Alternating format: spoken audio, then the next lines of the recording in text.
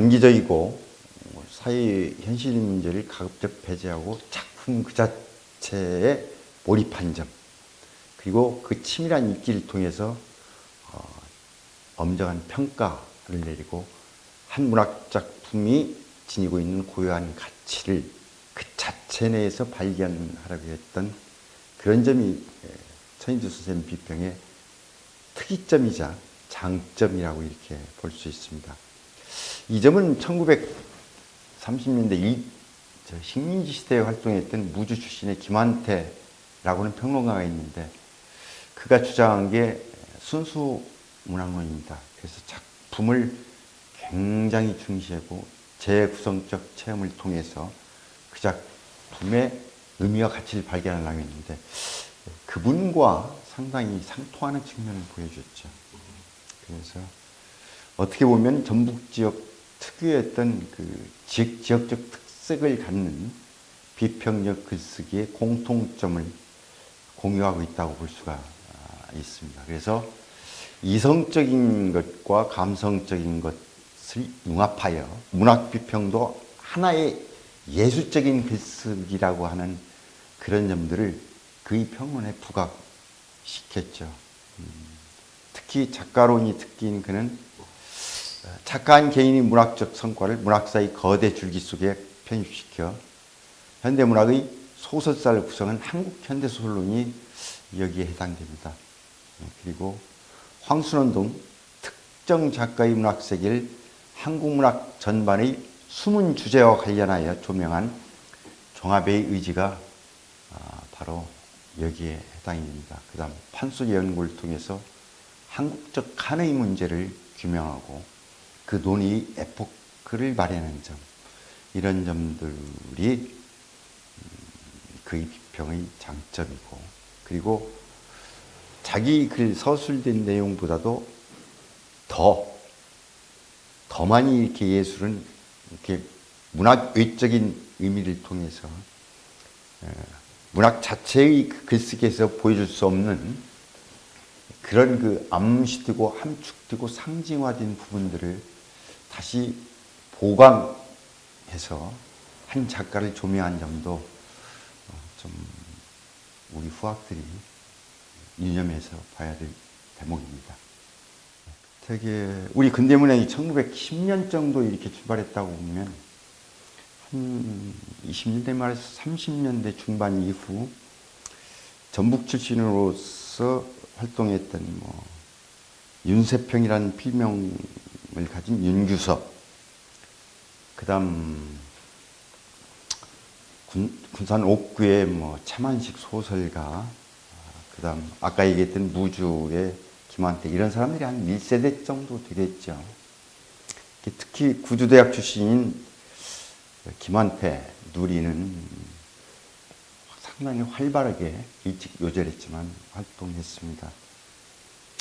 그렇다면 이제 해방이 되고 나서 한글 세대 비평가로서 이 지역을 대표해 왔던 바로 그 평론가가 하남 천인주입니다.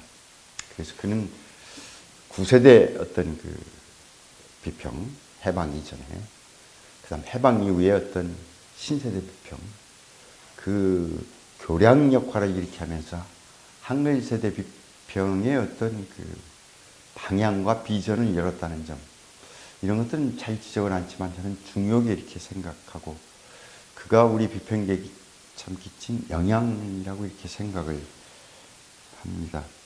그리고 10여 권의 학술서와 비평집, 그리고 전북대와 원광대에서 문인들을 양성하고 후계자를 길러낸 점 등이 그 업적이라고 볼 수가 있겠죠. 저도 그 사람 중에 하나입니다. 예. 특히 그 천이주 교수님의 그 현장 비평이 돋보인다고 하셨는데요. 그 탁월한 부분에서 그 후학으로서 그 비평 세계, 선생님에 대한 비평 세계를 말씀해 주신다면요. 예, 이게 소설이나 시나 스피처럼 평론은 좀 특수한 성격을 갖습니다. 그래서 논리적이어야 되고, 또 한 작품이 가진 예술적인 그 특이한 점들을 발견해야 돼요. 이렇게 되는 것이죠. 그래서 뭔가 좀 설득력 있고 객관적으로 보기 위해서는 논리가 이렇게 필요하고, 그러나 논리를 이렇게 뛰어넘는 어떤 예술적인 직관이라든지 감성이 이렇게 필요한 것인데, 이걸 두루 이렇게 갖추기는 어렵습니다, 평론가가. 근데 바로 전인도 선생님은 어떤 그 순발력을 필요로 하는 감성, 예술성, 예술적인 작품에서 꼭 필요한 그거. 그리고 그것들을 이렇게 잘 설명하고 설득시키는 논리가 이론이죠. 이성적인 작업이고. 그 두 가지 부분들을 잘 이렇게 조화를 시켜서 비평을 어떤 예술적 글쓰기 차원으로 한 차원 높게 이렇게 격상시켰다고 볼 수가 있습니다. 그래서 상당히 드라이하고 좀 예술적인 어떤 그 감성이나 직관을 희생시키지 않고 창조적이고 독특하게 그 세계들을 포착해내는 어떤 예술적인 글쓰기, 그리고 작품과 아까 김한태가 보여줬던 그 작품이 그 세계와 자기 글쓰기가 이렇게 친화력을 보이는 점, 이런 점들이 아주 대단하죠. 그래서 미당을 다룬 지옥과 열반, 황순을 다룬 종합의 의지, 이런 것들은 그 작가들을 다룬 아주 우수한 사례에 이렇게 속하는 겁니다.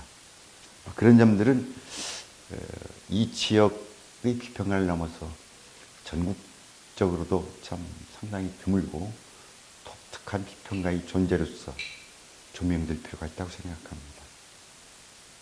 여러 가지가 있습니다만 사실 저는 문학에 대해서 크게 그렇게 관심이 없었습니다. 근데 제가 70년도에 사범대에 이렇게 입학했을 때 전북대 물리대 국문과에 계시던 그 천인두 쌤이 이쪽에 파견 비슷하게 과학 개설 오셨어요. 그래서 이제 인연이 이렇게 됐는데, 대학교 3학년 때든가 4학년 때 제가 대학 신문사에서 응모하는 평론 성격의 글을 두고 온 적이 있는데, 그때 심사위원에 있던 천인수 선생님으로부터 칭찬을 받았습니다. 그래서 이 일로 이제 평론에 관심을 가지고 대학원을 갈까 말까 고민을 이렇게 했었고, 그 후 대학원에 진학해서 선생님과 댁도 이렇게 갖고 방문하고, 그러면서 이제 여기로 말하면 홍서영 선생님, 그다음 돌아가시지만 박강식 선생님, 조두현 선생님, 이런 분들 만나고, 그 밑에 이제 제자뻘 했던 오학은 선생님이나 고인이 되셨지만, 그리고 정양 선생님, 이렇게 교류하게 됐죠. 그러면서 문단의 그 생생한 일화라든지 또는 문학인에 대한 평가, 이런 것들을 좀 몸으로 배우면서 이제 이렇게 평론을 갖게 되고, 또 그렇게 되니까 자주 선생님을 찾아뵙게 되고, 대학원 진학에서도 지도 교수님이 있었지만 이기호 선생님이라고, 그분한테 실제로 좀 사숙을 받고 그러면서 친근해졌죠. 그리고 제가 동아일보 신춘문예에 당선되고 난 후에 저를 불러서 직접 제 글을 가지고 현대문학에 가서, 그때 주간이 조연현 선생님이 있었는데 직접 가서 이렇게 추천을 하면서 이렇게 해줬더니, 사실 후배 자기 제자들 등단에 대해서 상당히 인색히고 냉정했다고 그랬는데 저한테는 참 따뜻하게 잘해줬던 것 같아요. 그래서 선생님에 대한 그 기억, 그 다음 여러 가지 참 술을 좋아했습니다. 특히 매실주는 항아리를 이렇게 담아놨습니다. 그 당시 저는 술 잘 못 먹었는데 그는 먹고 좀 헷갈리고 실수도 했을 때도 넉넉하게 이렇게 받아줬다는 점. 그 다음 세속 권력이나 돈에 이렇게 좀 깨끗하고 그런 것과 타협을 하지 않으려고 하는 그런 모습들은 저희들이 참 소중하게 물려받은 점입니다.